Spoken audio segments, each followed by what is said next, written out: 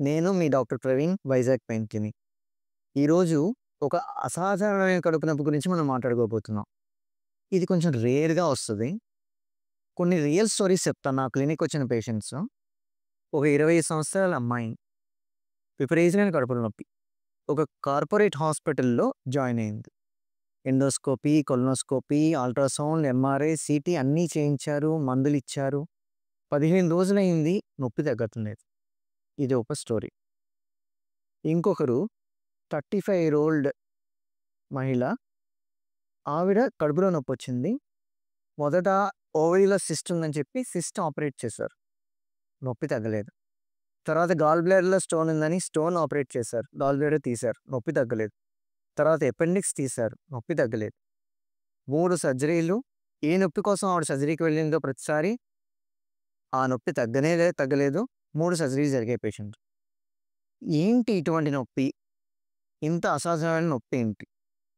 ఈ ఇద్దరు పేషెంట్స్‌లో నొప్పికి కారణమైన ఒకే ఒక డయాగ్నోసిస్‌ని యాక్నెస్ అంటారు. యాక్నెస్ అంటే ఏంటి అంటే anterior cutaneous nerve entrapment syndrome. అంటే మన కడుపులో అబ్డామినల్ వాల్ ఉంటుంది కదా! ఈ వాల్‌లో కండరాల మధ్యలో నెర్వ్ చిక్కుకుపోతది. సో, కండరాల మధ్యలో ఎప్పుడైతే నెర్వ్ చిక్కుకుపోతదో ఆ నెర్వ్ నుంచి పెయిన్ వస్తది.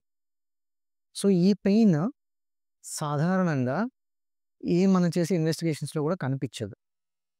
సో, ఎందుకు చాలామంది డాక్టర్స్ ఈ నొప్పిని మిస్ అవుతారు?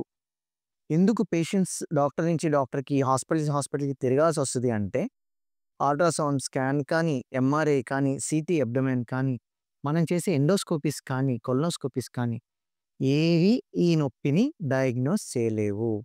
మరి అలాంటప్పుడు ఈ నొప్పిని ఏ విధంగా డయాగ్నోస్ చేస్తాము అంటే, సింపుల్.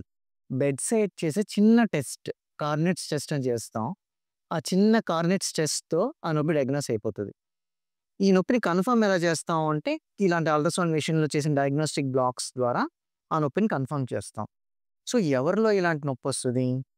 యూజువల్‌గా యాక్నెస్ అమ్మాయిల్లో, మధ్య వయసులో ఉన్న లేకపోతే యంగ్ అడల్ట్స్‌లో వస్తది. కొందరు అథ్లెట్స్ క్రీడాకారులు స్పోర్ట్స్ బాగా ఆడేవాళ్ళలో వస్తది. కొంతమంది ఫీమేల్స్‌లో ప్రెగ్నెన్సీ తర్వాత లేదా కొంతమంది పేషెంట్స్‌లో అబ్డామినల్ సర్జరీ తర్వాత ఈ నొప్పొస్తది. సో, దీన్ని ఎలా గుర్తించడం? ఈ లక్షణాలు ఉన్నాయేమో చూడండి మీకు. ఒక దగ్గర పిన్ పాయింట్ అబ్డామిన్‌లో పిన్ పాయింట్ దగ్గర నొప్పొస్తది. దాంతో పాటు మంట వస్తది. మనం దగ్గినా, తుమ్మినా, టైట్ క్లాత్స్ వేసుకున్నా ఈ నొప్పి పెరుగుతుంది. సాధారణంగా చేసే స్కాన్స్‌లో మనకేమీ కనిపించదు. యూజువల్‌గా అందరూ దీన్ని ఐబీఎస్ అనో, లేదా ఏ గర్భసంచికి సంబంధించిన పెయిన్ అనో, ఎందులోనూ కనిపించకపోతే సైకియాట్రిక్ పెయిన్ అనో అనుకుంటారు. కానీ ఇది ఆ పెయిన్ కాదు. పేషెంట్‌కి నిజంగా నొప్పుంటుంది. సో, అప్పుడు మనం ఏం చేయాలి? పెయిన్ ఫిజిషియన్‌ని కన్సల్ట్ చేయాలి. పెయిన్ ఫిజిషియన్ ఎందుకు కన్సల్ట్ చేయాలి అంటే, పెయిన్ ఫిజిషియన్ యూజువల్‌గా ఏం చేస్తారు? పెయిన్ ఎక్కడి నుంచి వస్తుంది? పెయిన్ జనరేటర్ ఏంటి అని కనుక్కుంటారు. దానికి అండర్‌లయింగ్ డిసీజ్ ఏంటి? ఆ పెయిన్ జనరేటర్ నుంచి ఆ పెయిన్ ఎందుకొస్తుందో కనుక్కుంటారు. ఈ పెయిన్‌ని మేము ఈ అల్ట్రాసౌండ్ వాడి డయాగ్నోస్టిక్ బ్లాక్స్ ఇవ్వడం ద్వారా డయాగ్నోస్ చేస్తాం. ఇది మాకు 10, 15 నిమిషాల పని. సో, మేము ఈ నొప్పిని ఎలా ట్రీట్ చేస్తాము అంటే, నేను చెప్పాను కదా! కండరాల మధ్యలో నరం నొక్కుకుపోతదని. అల్ట్రాసౌండ్ గైడెన్స్‌లో ఒక నీడిల్‌లో ఆ ఫైబ్రస్ కెనాల్‌లో పెట్టి హైడ్రో డిసెక్ట్ చేస్తాం. దానివల్ల నరం కండరాల నుంచి వేరుపడుతది.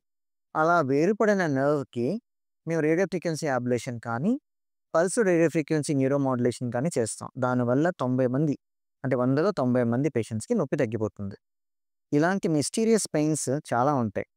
సో, మీరు ఛానల్ సబ్స్క్రైబ్ చేస్తే ఇలా రకరకాల అంతుపట్టని పెయిన్స్, అవి ఎలాంటి సమస్యలు, వాటికి నివారణ ఎలాగా, నయం ఎలా చేసుకోవాలని కూడా మీరు వీడియోస్‌లో చూడొచ్చు.